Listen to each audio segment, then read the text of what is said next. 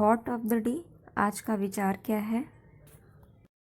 निर्बलता मृत्यु है, विस्तार जीवन है, संकुचन मृत्यु है, प्रेम जीवन है, द्वेष मृत्यु है। मॉर्निंग एस्पिरेंट, इसी थॉट के साथ दिन की शुरुआत करते हैं। क्या कुछ एक खास चीज़ें नज़र डालते हैं। आज 9 नवंबर 2020 है और फर्स्ट पॉइंट क्या है, भारत किस देश के साथ कॉन्टे हॉल बायलैटरल टॉक्स किया है। तो ये किया है हमारे इटली के साथ, और इटली और भारत के बीच में 15 MOU हुए हैं हस्ताक्षर। MOU का मतलब क्या हुआ था, मेमोरेंडम ऑफ अंडरस्टैंडिंग। इस पॉइंट को भी याद रखिएगा। और अगर पूछा जाए कि इटली के PM कौन है, तो आपके सर्गियो माट्टारेल्ला हैं, इसको याद रखिएगा। साथ ही याद रखिएगा अभी G20 का जो समिट है वो कहाँ पर हो रहा है। G20 का जो समिट है अभी आपके UAE में हो रहा है, ठीक है, सॉरी सऊदी अरब में हो रहा है। और इसके बाद कहाँ पर होगा, तो वो आपका 2021 में जो है वो इटली में होगा, इस पॉइंट को याद रखिएगा। और 2022 वाला कहाँ पर होगा, तो 2022 का जो है वो इंडिया में होगा, इस पॉइंट को याद रखिएगा। चलिए नेक्स्ट पॉइंट पर नजर डालिए, वो क्या है, किस राज्य ने स्थानीय लोगों के लिए निजी क्षेत्र में 75% की नौकरी कोटे पर विधेयक पारित किया है। तो इससे आपसे क्वेश्चन पूछेगा कौन सा ऐसा राज्य है जो स्थानीय लोगों के लिए यानी डोमिसाइल लोगों के लिए निजी क्षेत्र में यानी प्राइवेट सेक्टर में कितने परसेंट की, 75% की नौकरी कोटे के लिए एक विधेयक पारित कर दिया। तो ये हरियाणा सरकार ने किया है। हरियाणा सरकार जो है यानी हरियाणा गवर्नमेंट जो है वो किस चीज़ पे टॉप पर है, तो अभी अनीमिया जो रोग होती है उसको सबसे अच्छा क्योर करने वाला राज्य कौन है, हरियाणा है। इस पॉइंट को याद रखिएगा, भूलिएगा नहीं, ये पॉइंट वेरी इंपॉर्टेंट है। नेक्स्ट पॉइंट क्या है, किस राज्य में अटल चिकित्सा एवं अनुसंधान विश्वविद्यालय खोला जा रहा है, स्थित है, तो ये है आपका हिमाचल प्रदेश में। हिमाचल प्रदेश के कहाँ पे, चौक मंडी में। और आपको याद होना चाहिए कि हिमाचल प्रदेश का जो मंडी जिला है वो किस में टॉप में है, तो जो ग्राम सड़क योजना थी उसको इम्प्लीमेंट करने में सबसे अच्छा स्थान किसका रहा है, तो वो मंडी जिले का कहाँ पर है, वो हिमाचल प्रदेश में है। इस पॉइंट को भी याद रखिएगा। नेक्स्ट पॉइंट क्या है आपका, हजीरा जो कि कहाँ पर है, हरिजा कहाँ पे है, सूरत से घोघा भगवानपुर, याद रखिएगा ये कहाँ कहाँ पर है, में एक रोप पैक फेरी की सेवा शुरू की गई है। तो ये कहाँ पर है, ये जो है गुजरात में है, ठीक है। अगर आप गुजरात का मुख देखिएगा तो कुछ ऐसा सा आपको मिलता है, ठीक है। ये जो पार्ट है ये पूरा लैंड है, यहाँ पे जो पानी घिरा हुआ है इसको क्या कहते हैं, इसको कहते हैं गल्फ कहते हैं, ठीक है, गल्फ। तो ये कौन सा गल्फ है, तो ये गल्फ ऑफ खंबात या गल्फ ऑफ कैमन के नाम से जानते हैं। तो यहाँ पे आपका या इस कोने में सूरत है और इस कोने पे आपका भावनगर है। तो इसको अगर हमको यहाँ जाना है तो यहाँ से ऐसे पूरा डिस्टेंस जाना पड़ता था, लेकिन इसकी दूरी जो है ऐसे अगर पानी से जोड़ दी जाए तो बहुत कम है। तो यहाँ पे फैक्स फेरी सेवा शुरू की गई है, तो गुजरात में है। अभी हमने जाना था गुजरात में ही कई सारी योजनाओं की शुरुआत की गई, और 31 अक्टूबर को जब एकता दिवस हम मना रहे थे तो भी बहुत सारी सेवाओं की शुरुआत की गई है। गुजरात किस पे टॉप पे है, तो कंपोजिट वाटर मैनेजमेंट में टॉप पर है। साथ ही साथ गुजरात जो है आपका एक्सपोर्ट रेडीनेस इंडेक्स में टॉप पर है, और सोलर रूफ टॉप इंस्टॉलमेंट में भी टॉप पर है। इस पॉइंट को याद रखिएगा। एक और फेरी सेवा है जिसका नाम क्या है, मुंबई टू मांडवा रोपवे फेरी सेवा, ये अब बंद हो चुकी है, ठीक है। और इस प्रोजेक्ट को 2017 में दिया गया था, लेकिन कुछ प्रॉब्लम थी जिसकी वजह से ये नहीं लागू हो पाया था। नेक्स्ट पॉइंट पर नजर डालिए, वो क्या है, वो है आपका अंतर्राष्ट्रीय अकादमिक स्वतंत्रता सूचकांक जारी किया गया। इस सूचकांक में शीर्ष पर कौन सा रहा है? तो ये इंडेक्स टॉप पर इम्पॉर्टेंट हो जाता है हमारे एग्जाम पॉइंट ऑफ व्यू से। तो इस इंडेक्स में उरुग्वे और पुर्तगाल टॉप पर रहा। और ये जो है अंतर्राष्ट्रीय अकादमिक स्वतंत्र सूचकांक, ये कौन, इसकी मतलब इसमें थीम क्या थी? तो इसका थीम था free to think report of scholar at risk academic freedom monument project. ठीक है, इस पॉइंट को भी याद रखिएगा, सबसे ज़्यादा ये पूछा जा सकता है इसमें कौन दो देश जो टॉप पर थे। नेक्स्ट पॉइंट पर नजर डालें, वो क्या है? नमामि गंगे का ब्रांड एम्बेसडर किसे नियुक्त किया गया? तो वो कौन है? चाचा चौधरी जो कार्टून है उसके कार्टून जो हैं उसको ब्रांड एम्बेसडर अपॉइंट किया गया है। किसके लिए? नमामि गंगे के लिए।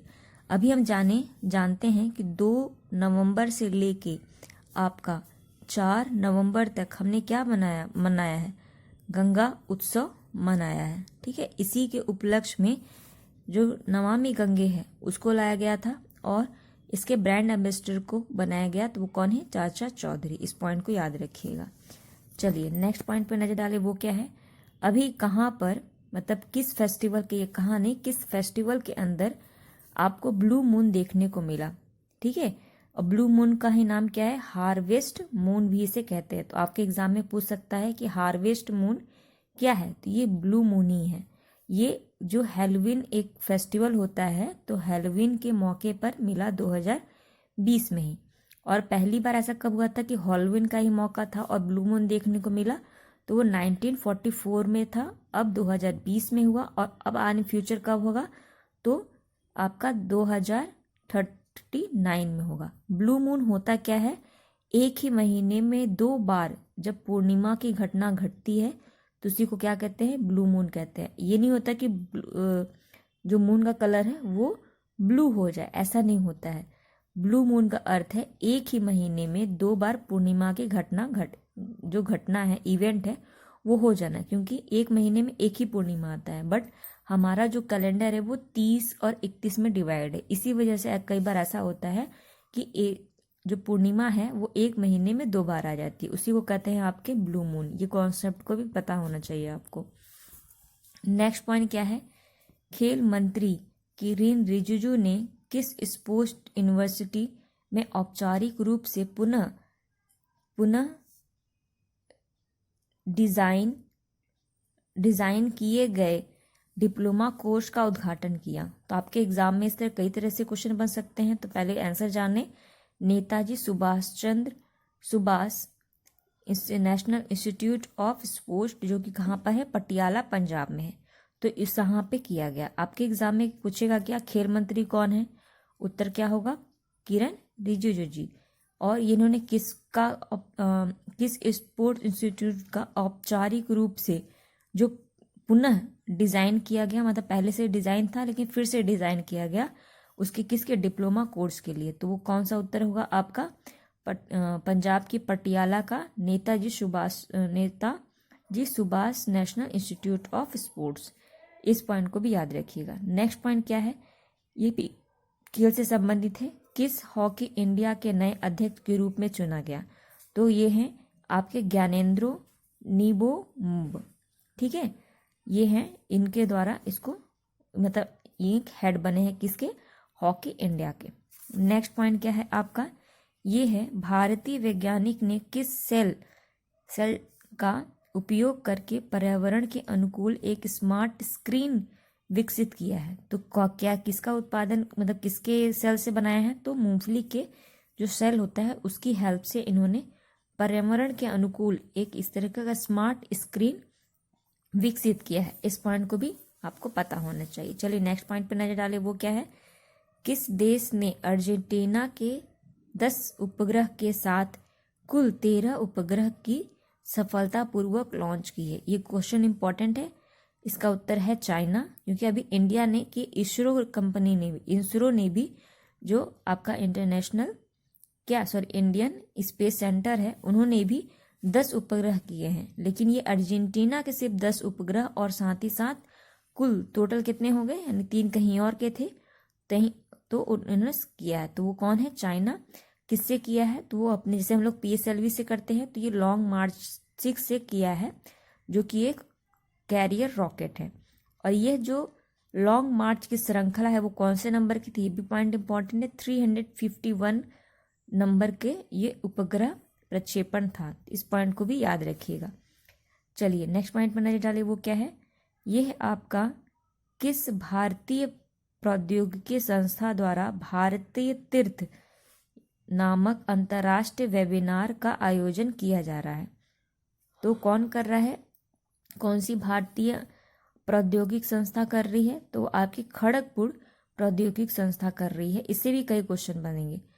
और यहाँ पे यानी IIT खड़गपुर में ही आपकी centre of excellence for Indian knowledge system की भी इस्टेब्लिशमेंट की जा रही है। तो पूछा जा सकता है कि IIT खड़गपुर में किसका उद्घाटन किया गया, या फिर पूछा जा सकता है कि भारत तीर्थ क्या है या किस क्षेत्र से संबंधित है। तो आपको पता होना चाहिए भारत तीर्थ जो है वो तीर्थ स्थान से नहीं संबंधित है, वो आपके भारतीय प्रौद्योगिकी संस्था से संबंधित है, यानी आपके साइंस से संबंधित है।